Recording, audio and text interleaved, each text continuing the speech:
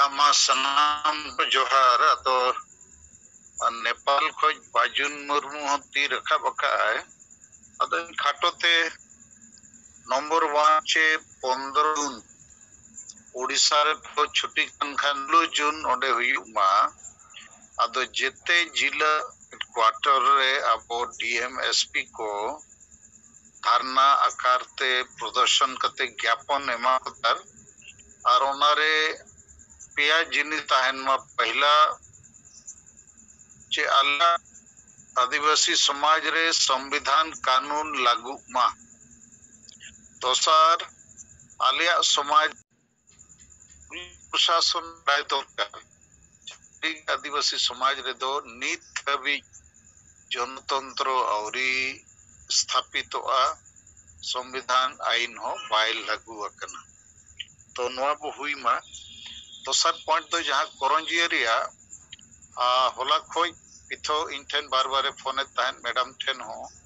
अदो तेहन सेता खोज गे नुकु चेतन ने थोड़ा ट्रैकिंग दोहला जे ओंडेनी जहां करंजिया थाना इंचार्ज रंजन कुमार सेठी चेत कोई गलमराव को तो गलमराव मुचे तडागे मेघराज सोरेन और पिथो माजी इन सला किन गलमराव के अकिन लिया दिया नो को हुई ना अदो उनकिन नो दो वकिन लेला छे ओनारे बारिपदा जोनाल सेट कोई नारायण मुर्मू चिरारामपुर जोनाल सेट कोई चंदन कुमार सोरेन आरो केंझर कोई और को है जा तम फोटो रिंग येलेट को अडी संगे को ताहे कना अदो इन उनको सेता रही मितात को ताहे जे आपे गपा 27 तारीख दो सपड़ा पे और 28 तारीख दो करंजिया रे मिटंग धारणा प्रदर्शन पे और ओना लगी तायम तेहें फोन करते को कुली कदिया कमी मा गाने ना उनको मा को पड़ुई ना मिल लका अब जहां वो इच्छला ओना चितान लगे समझौता हुई ना और थाना पुलिस हो उनको अवरिन विरोधी को तो मेतात कोआ आपे नौका बापे कमी दाड़िया बापे विरोध दाड़िया नो बापला और उनका गे ओना तुपुनई घाट करे हो बापे विरोध दाड़िया और उनको मना बताओ हुईत को अदो नोआ तो मिट लेका संविधान आईन रे जितकर हुई ना समाज जितकर ना और पुलिस प्रशासन अबो कमी लगित को बाध्य ना कारण दो संविधान कना अदो नोआ जिनिस तेहें हुई ना थाना रे लेकिन होड़ माचे लेकर को बड़ाया चेद हुई ना अदो नोआ दो होड़ बड़ाय उच्च को दरकार अदो मेयांग 28 तारीख मई महीना करंजिया रे सब कलेक्टर ऑफिस समांग रे बखन जहां छोकी रे सांगे होड़ते मिटंग धारणा हुयु मा किताब हो ओंडे देखा मा बोआ और ओंडे दो पुलिस प्रशासन जिले रे कारण नवा मामला रे दो बारिपदा डीएम और एसपी हो इन्वॉल्व मेना किना सलाते करंजिया सब डिवीजन रिन एसडीपीओ और थाना इंचार्ज को जेतेगे नुकु को गोड़ोयनते नुकु बुल मताल मुरु खोड़ को जहां बड़ी शासन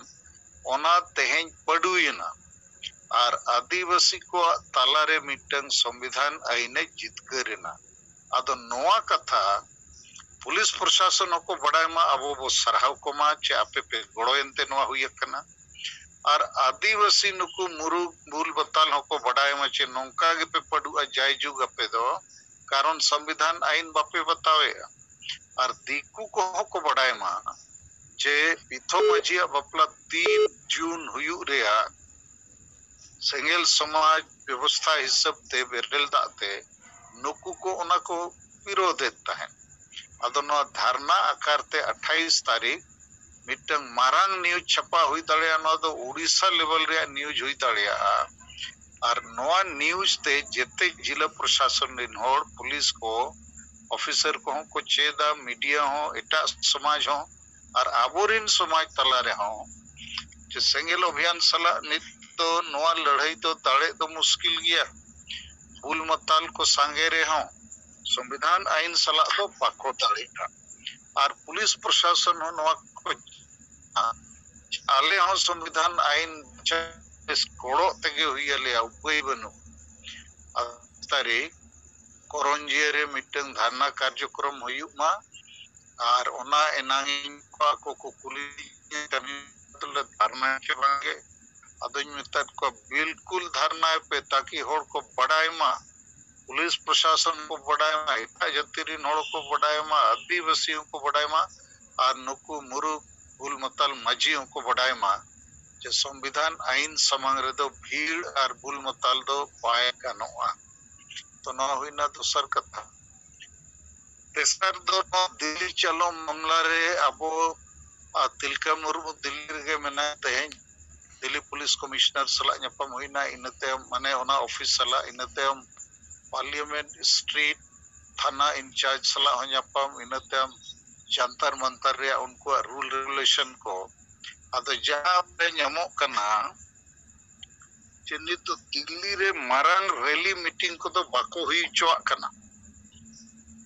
चेत बो चेका दाड़िया मारंग टांडी जहाना ओना रे हो चेष्टा हुईना अदो ओना इदी कते हो पुलिस कमिश्नर ऑफिस खोज को मेन केया नित दो उनकाना मीटिंग को बाले हुई चुआ कना अदो आपे जंतर मंतर पे हुईया लेकिन संख्या दो लिमिट ते हुईवा अदो नवा इदी कते दो गपा सेता अबो जूम मीटिंग रे लीडर्स को अरे थोड़ा बो गलमारावा और ओना आपे को हो सजेशन ओना रे बो हतावा तो नवा के पेया कथा इन लई सना किदिया जे मिटन दो 15 जून जते जिले रे हुईमा उड़ीसा रे दो छुट्टी मेना खान 16 जून हुईमा अब धरना प्रदर्शन और करंजिया रे दो 28 तारीख नौ जे तेहिं जहां समझौता हुई कना न दिसम हड़ को बढ़ाईमा और पुलिस प्रशासन हो न धरना माध्यम ते वो सराहव कुमा जे आपे गोड़ते आदिवासी समाज रे संविधान आईन लागू कना और नुई पिथो माझिया बापला जहां 3 जून हुआ संगेल समाज नियम हिसाब ते ओना हो हुयुग गया और ओना रे जहां बाधा को सृष्टि तायन उनको नवा बांको दाड़ियान जहां बड़ी कमी कना संविधान आईन हिसाब ते दिल्ली चलो रे गलमराव दो कटी डिटेल ते गपना बो गलमराव अच्छा नी तो नेपाल खोज तब से मेनाम गेखन बाजुन मुर्मू आमा कथा बो आंजमा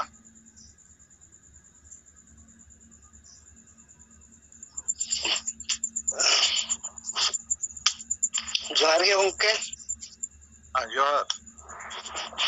आंजमो कना या रोड होय बेस गे आंजमो कना hello अलिंगे Nepal दिसम Khan बाजुन Murmu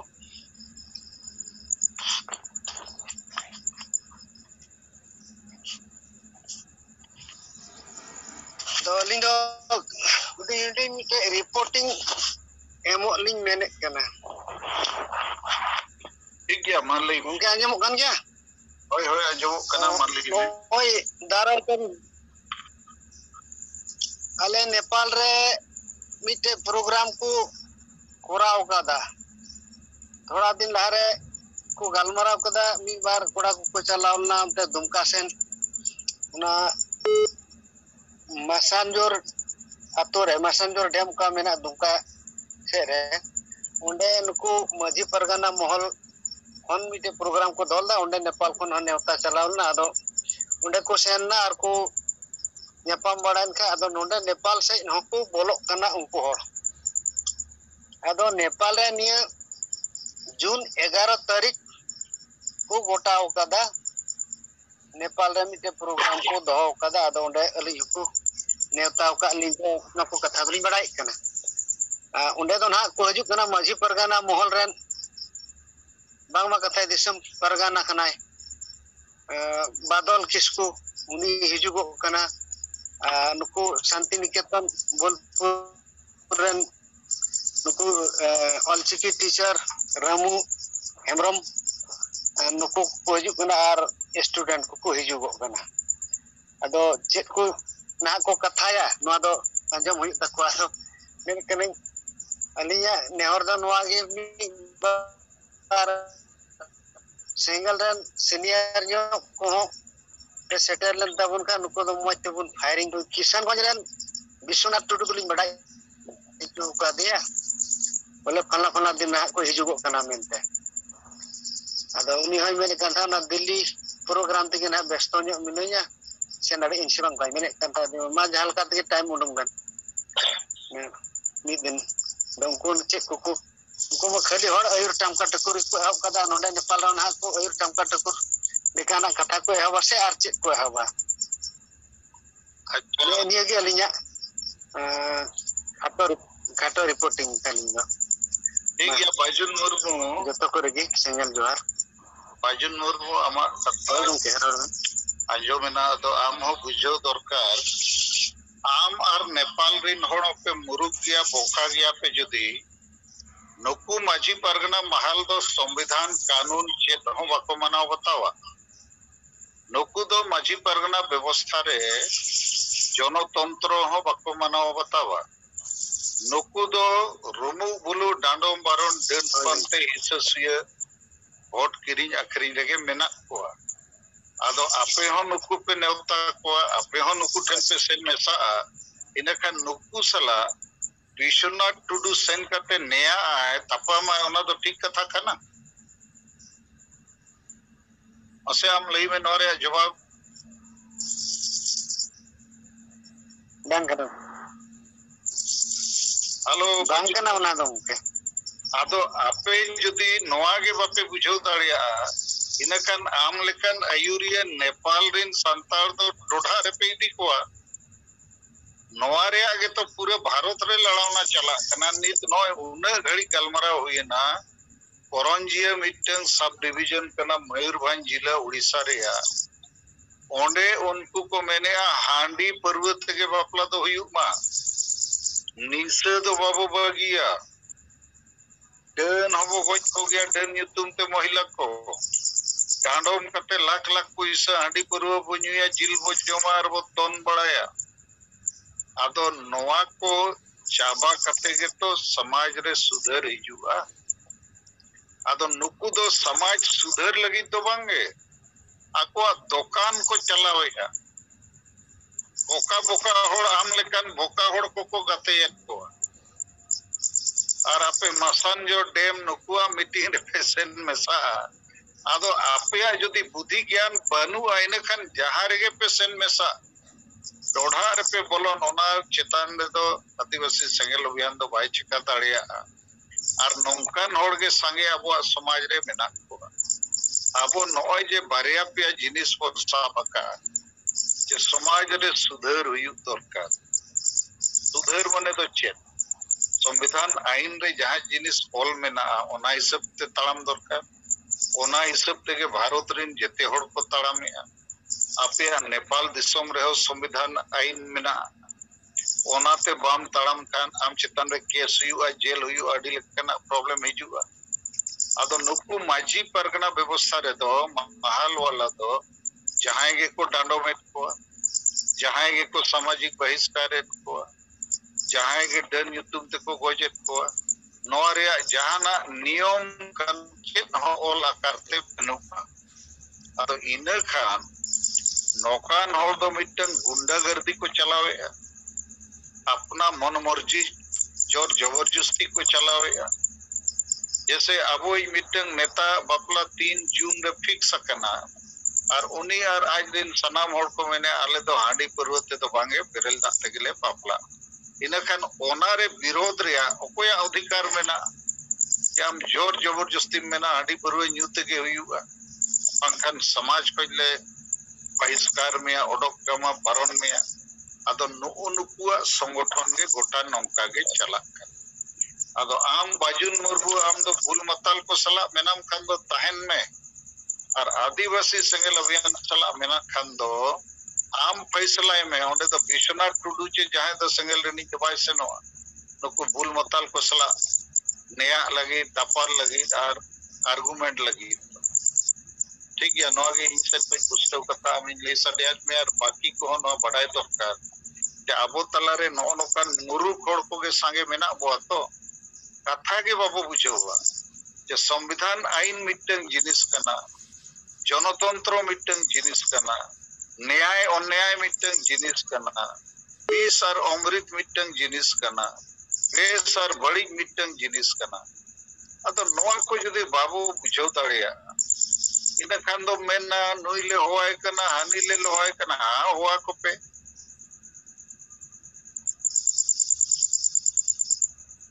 to Bajun Murumu Nepal jahana ama men reya mena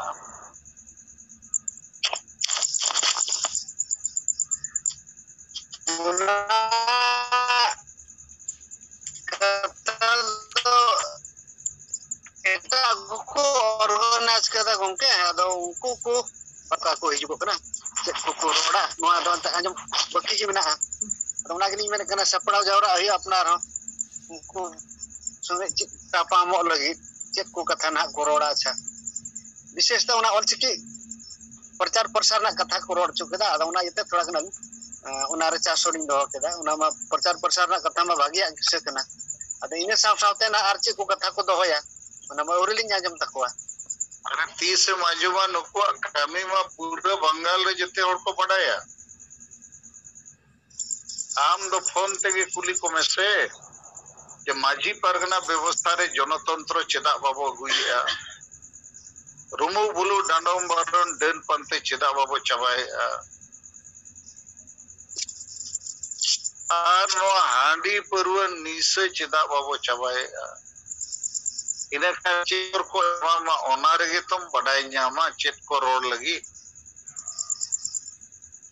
अच्छा ठीक है ये नो तेहिना जूम मीटिंग दो नोडे वो चेदा मा सनाम को जोहार बुझेओ कि भाई नाम लेता सर जे कथा में किदा है बुझो भैया तो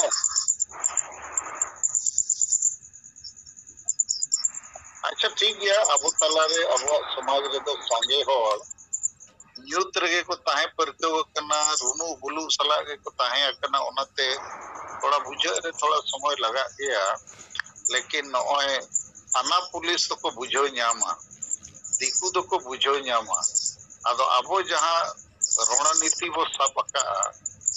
जे नुकु को तो जेते भूल मतल तो थाना इदी को हुआ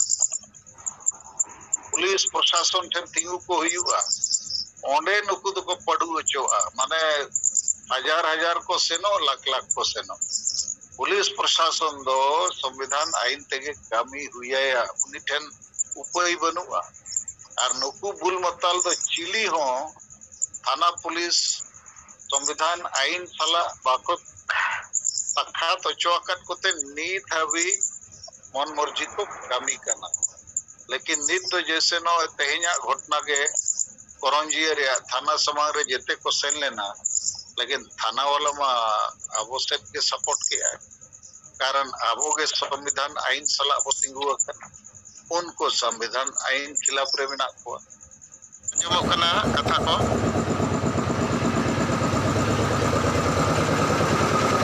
तो या जमो कना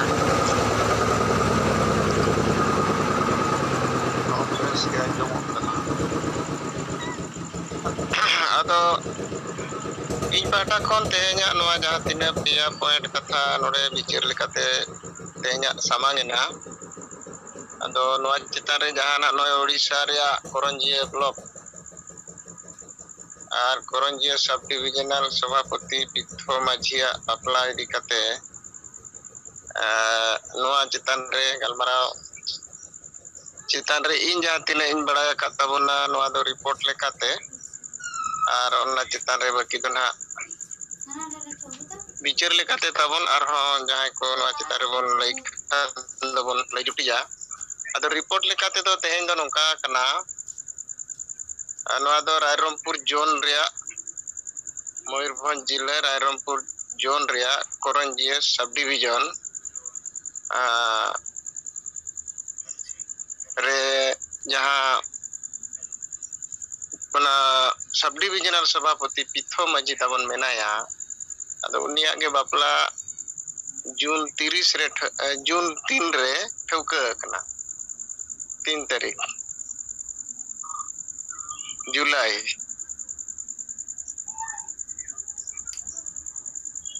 आदो ओना इदी कते सपड़ा को चला करना आदो नुकु ओना सुरे नवा कथा को बड़ाई केत खान आदो ASEKA ar ona surin barya atu unku ko badai ket khan noa ko marang kon ge sengel abhijan reyak katha ko badai kan ge tahen je nuku bina handi te bapla bhandan ko toraia ar noa June 3 re jahan bapla thauka kana Pitho Maji anui do sengel reni leader kanai ado nuku do ASEKA ren tina gan hor mesa kate barya aturen du kate ar inne sur kuren kichi gan maji ko ko hoho barat ko tina ko hej lena ado onde ge ko faisla ke je noa bapla do babon hui hochoa chedak che nuku do bapla re handi bako bebhare'a bina handi teko bapla kana jahan che abo somaj re noa do miti barijok kana ado noa ko onka WhatsApp kore ar ona video kore adigan hante nate viral en khan do aburin sengel abhijan rin leader ko talare gapalmara huina je nongka abuak June 3 re Pitho Maji bapla katha nuku ko birodea ado ona khatir ol kate Koronjia thana re emena ar ona saute SP Mayurbhanj sala ho nyapam kate uni theno ol kate emena ar ona saute noa kitab ko ho emena noa katha reporting len gea ado onde ge SP galmarao ke ai SP ma bai tahe kana unjo additional SP tahe kana ado Koronjia sub divisional jahan Koronjia thana reni IIC sala galmarao ke ai je noa mamla do che lekanak kana noa nyel pe onkate unku turant noa chitan re unku hoko men ke aje ho nyel ale ar ona khatir te hola ko hoat ko tan ado aborin abo pasta single pasta ren hola bako somoy da tatka dhara khobor ko nyam kete ado ko men ke aje banga ale nito ma ante nate menak le gapa men do teheng 10 baje ko chalaw lena aborin jahan tina leader ko sengel rin ar unku jahan birod pasta re jahan barya aturin maji mone hor ko saute ASEKA ren kamiya ko hiju unku ko chalaw lena ado banar pokhe re onde galmara huina ar nuku abui jahan Pitho Maji nui men ke aje ale do adivasi sengel abhijan re kami kanale ar ale adivasi samaj bhitare noa tina gan jinis chong ale bale kusiak kana kusanskar lekana anda patio ko lekana संविधान ain kanun barhe khilaf re jahan ko mena noa ko ale chaba sanae leya ar bapla kore no nisa drobyo kore sebon noa ko bang kate berel dak tege ale noa ko mile torae ado noa ale bapla ko anjam kikhan nuku noa ko birodia menkan ale noa do ale odhikar kana ale oka leka noa ko le kamiya ar nuku noa birod re odhikar do ko eman koa je nongka ko birodea ado noa ko anjam ket khan unku ko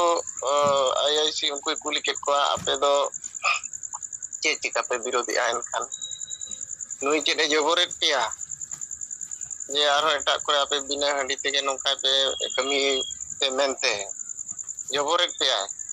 ado komen nui men ke ben joboret pa okoy hato ben meta ko kana je okoy handi ala pe bewara mente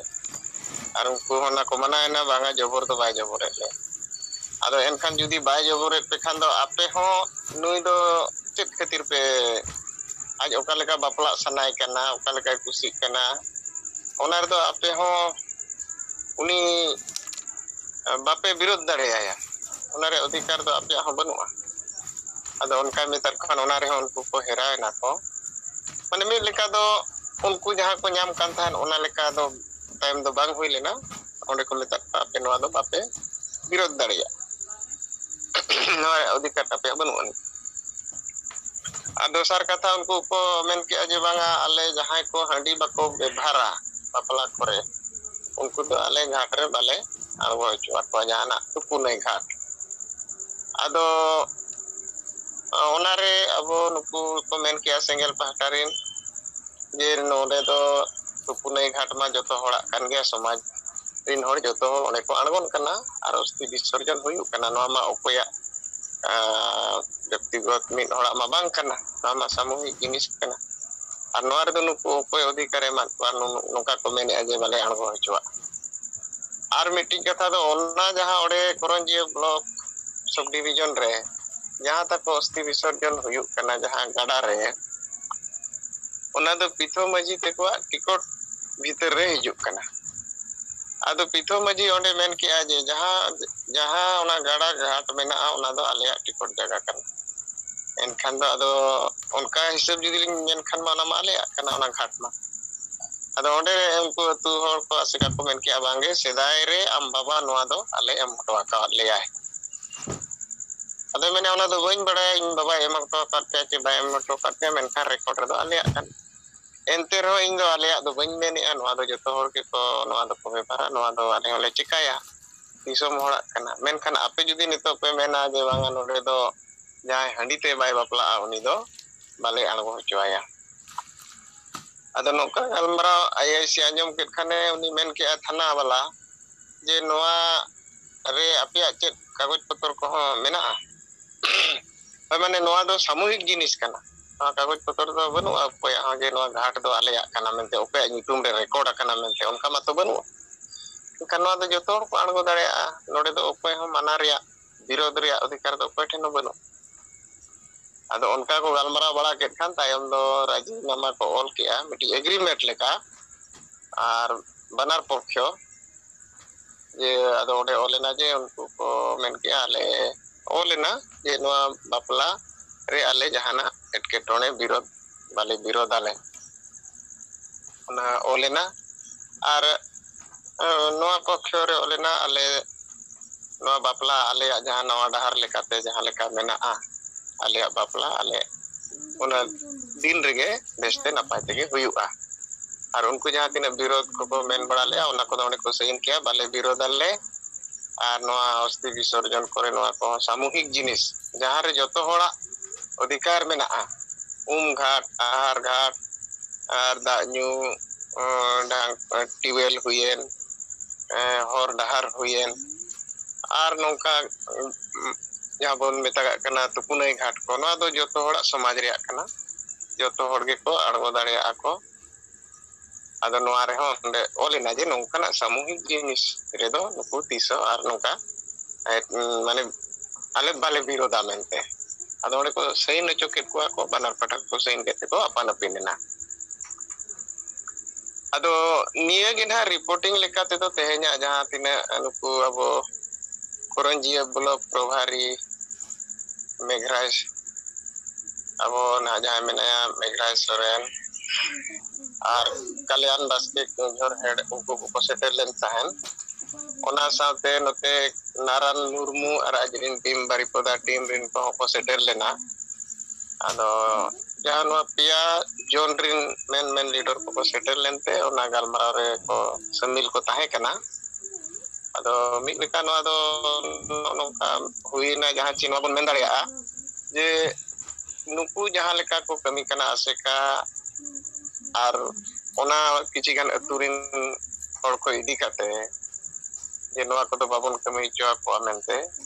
ᱚᱱᱟ ᱫᱚ ᱛᱟᱠᱚ ᱢᱤᱫ ᱞᱮᱠᱟ ᱛᱮᱦᱮᱧᱟᱜ ᱱᱚᱣᱟ ᱜᱟᱞᱢᱟᱨᱟᱣ ᱨᱮᱫᱚ ᱠᱚ ᱯᱟᱹᱰᱩᱭᱮᱱᱟ ᱡᱮ ᱱᱚᱝᱠᱟᱱᱟᱜ ᱚᱫᱷᱤᱠᱟᱨ ᱩᱱᱠᱩ ᱴᱷᱮᱱ ᱫᱚ ᱵᱟᱹᱱᱩᱜᱼᱟ᱾ ᱚᱠᱚᱭ ᱚᱠᱟ ᱞᱮᱠᱟ ᱛᱟᱦᱮᱱ ᱥᱟᱱᱟᱭ ᱠᱟᱱᱟ, ᱚᱠᱟ ᱞᱮᱠᱟ ᱥᱟᱱᱟᱭ ᱠᱟᱱᱟ, ᱟᱨ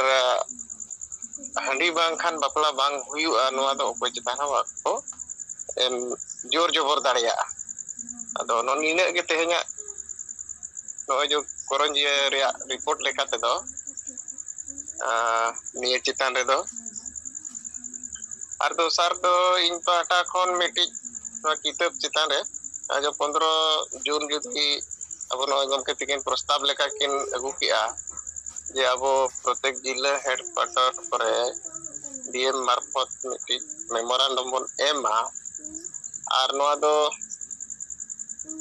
ᱟᱵᱚᱣᱟᱜ ᱥᱚᱢᱟᱡᱽ ᱨᱮ ᱜᱚᱱᱚᱛᱚᱱᱛᱨᱚ ᱦᱤᱡᱩᱜ ᱢᱟ, ᱟᱨ ᱥᱚᱝᱵᱤᱫᱷᱟᱱ ᱟᱹᱭᱤᱱ ᱠᱟᱹᱱᱩᱱ ᱟᱵᱚ ᱥᱚᱢᱟᱡᱽ ᱨᱮᱦᱚᱸ ᱞᱟᱹᱜᱩᱜ ᱢᱟ᱾ ᱟᱫᱚ ᱱᱚᱣᱟ ᱫᱚ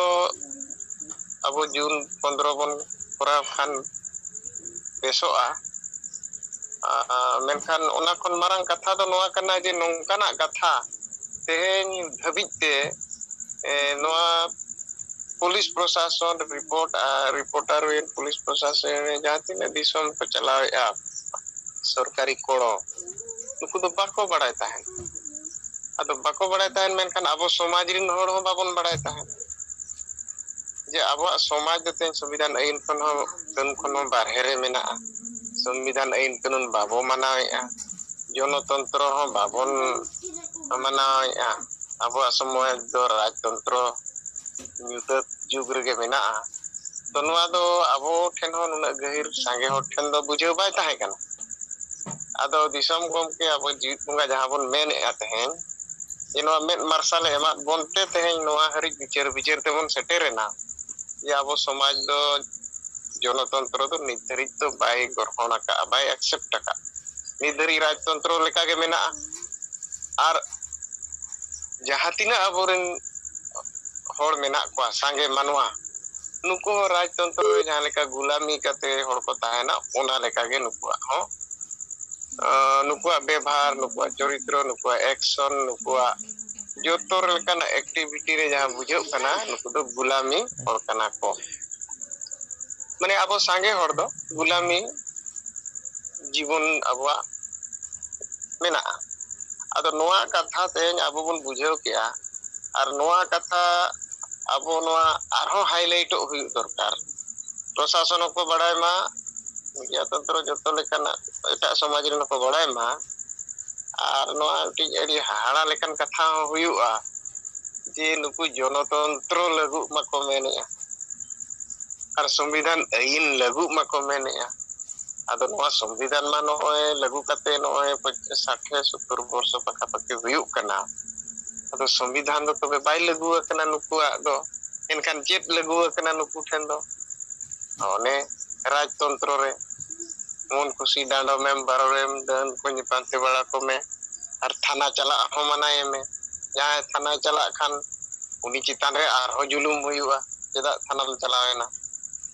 अतो नोआ को तो सरी के अड़ी माने हाड़ा लेकन कथा कना नितो नोआ दिसम रे जनतंत्र हेकते नुना आजादी रे नुना साल तायम हो जे नौकान समाज रे अब मेना बुना जहां चे नित धरी नोआ दो स्वाधीनता रे माने मतलब जनतंत्र रे माने मतलब चेत हो नोआ समाज बाय बिचार का बाय बुझाव का आदो नोआ दो जून 15 बन कार्यक्रम अब गोटा सब दो अड़ी लगती जिनिस कना नोआ दो आर हो उना तायम चेत को बन चिका दाड़े मेनखान लड़ाई माता बनवा कान गया चे आजादी रे लड़ाई कना आदिवासी समाज जुग जुग खन जहां सिस्टमेटिक गुलामी निर्धारित मेनाय कारण ते तायम अकना अदो नोआ अब बन बुझाव नाम क्या ओना खातिर दिसम गम के जीवित बंगा बन मेनेआ जे अब नोय nyutat खन मार्शल से माने गुलामी खन आजादी से नोआ समाज इदी रिया हर डहार पूरा पुरची समाज तला रे सदर का आर नोय नोआ जे केजोर बागान करंजी रे घटना खन नी गे अब बुझाव इन पाटा खन दो जे नोय जे हर बारपे तुरिन को मेसायन गेल तुरिन को मेसायन नोडे दो जहां तीन हर के को मेसायन जे जहां तीन को सांगे मेनखान आईन कानून संविधान चेत एमेने तो ओना हिसाब तेगे बिचारवा ओना खातिर कोर्ट कचरी थाना जतो ओना खातिर सिस्टम में कमी कना संविधान रे आईन कानून लागू खातिर तो नोआ जिनिस अब हाईलाइट निहती लगती कना नोआ रे दो केवल बाकी टास बाबन बड़ाई बुझाव होचो को गया मेनखान आबो समाज रिन होड़ होतो आर हो संगे होड़ बुझाव होचो हुयुआ जे नोआ को दो आबो सरी के एडी संविधान बारहे रे के बन कमी कना आदो नोआ को आबोरिन होड़ को बुझाव लेखान ते नुको एग्रीमेंट कते साइन कते को रुआ कना तो निश्चय नुको नोआ को विचार गया ना आपको को लाजाव पड़ा गया ना अदो नोआ दो जितकर दो आबो दो बाबन जितकर कन समाज जितकर ना आदिवासी समाज तेहेन जहां यूथ रे मेनाया उनी मार्शल से ताड़ाम रे मीटिंग नो आड़ी मारंग उदाहरण लेका बनाव रखा आदो नो किताब इदी काते इnya मेंदो अबो जहां तिना गे नो कार्यक्रम हता दारे उन बेसा आर नो लगन ते दो निना गे sufficient 15 June abo district headquarter kore abo 50 100 200 300 jaha tinak ge bun nyapama media coverage ketik chesta huyuk ma sosial media re adi marang iya mena nitoga bhumika mena noa ko bun upayoga ar baki Dilli chalo bakra ma sapড়াও tabon chalak kan gya na talare abo adi din khon nongkana karjokrom bang huya kana onde leader ko nyapam bada kate arho abo talare miti galmara hui dareya onkate miti noa abo miti karjokrom bon sab rakab lekhan abo talare noa ko arho ketik ketik sahi mang set kami hara bon lalaw dareya ado ing pahta ko niya barya point chitan re egin ror ke tabona mata bo sanam ko johar ar aso noa do adi noa banar jinis ge do noa ko do bichir reya bisoy kana noa re joto hor kichi kichi bichir do em lakti kana chikate noa ladhai jaha bon ladhai kana bilkul noa ladhai sala noa banar jinis node joraw kate mena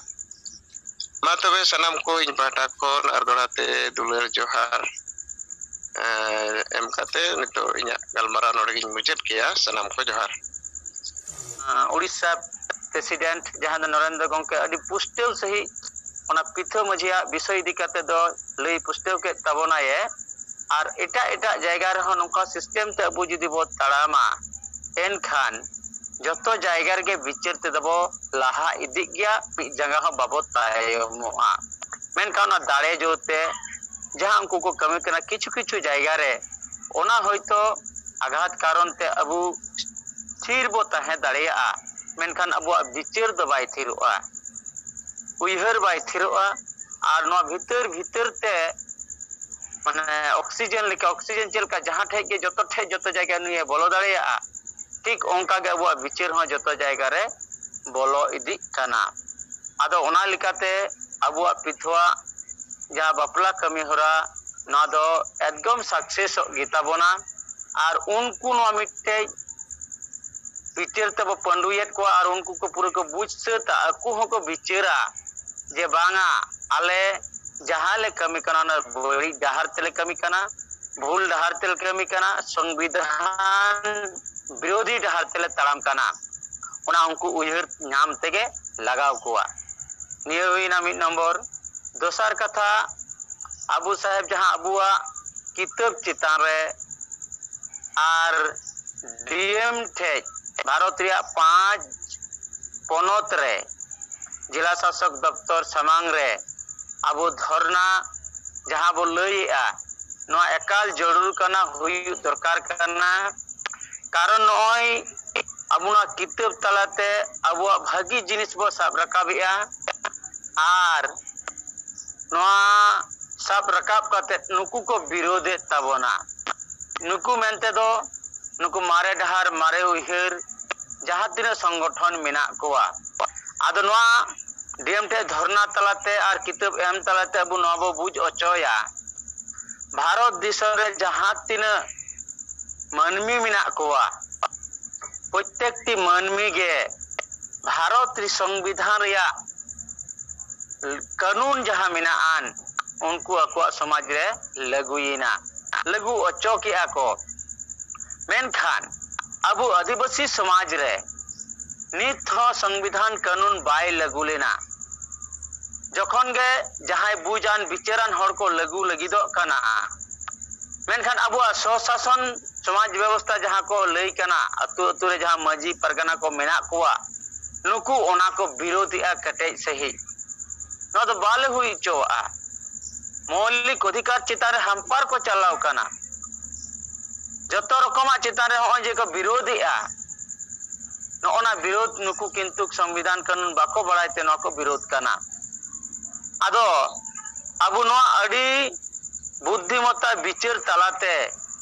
no लगुई ओचोरिया अबुरन जीवत बुंगा सलखान मुना डहारे उदु अबन कना जे बांगा अबुआ हो no संविधान समाज रे बो लगु ओचोया और चे लेकना प्रोसेसिंग ते बो लगु ओचोया ओना रे बई बई कते अब कमी विचार जनता ठे बो सेटेरेआ जहां तो अबु बो चेष्टा तहना जे अबुरन हर नवा किताब एम कते अबुआ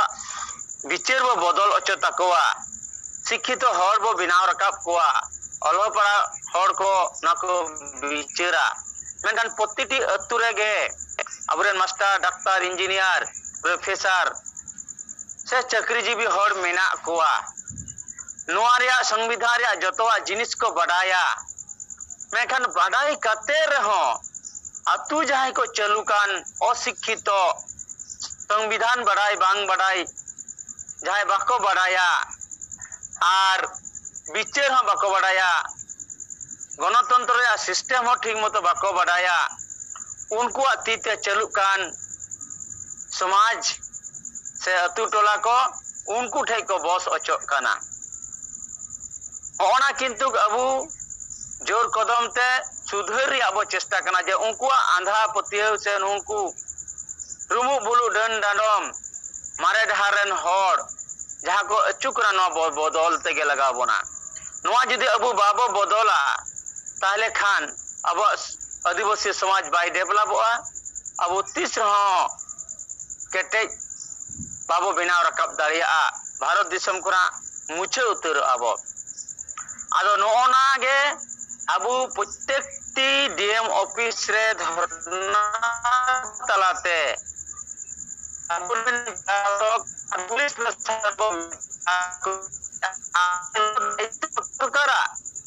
संविधान चेक लेकारे लगुआ प्रत्येकटी हर ठे आको मौलिक अधिकार हक को न्यामा ओना रिया दायित्व दो सरकार काना पुलिस प्रशासन काना और पुलिस प्रशासन आले माने आदिवासी हर जाय अनकाना अधिकार खना को वंचित कान उनको गड़ो को एमा कोआ ओना दो किंतु पूरे अपे दायित्व काना और उनकाना कथा विचार ओंडे बो सामांग काते उनको बो मिता कोआ जे नो आले लगन जाले आले संविधान रिया अधिकार लेकाते आले ठे हो संविधान लघु मा आले समाज रे हो लघु मा नोआ कथा बो साब रकाबा ओना धरना तलाते और ओना को पीडीएम एसपी से आदर्श जहां तीन ऑफिसर को मेना को उनको चेष्टायाबो एसडीओ एसडीपीओ नोआ बो एमा कोआ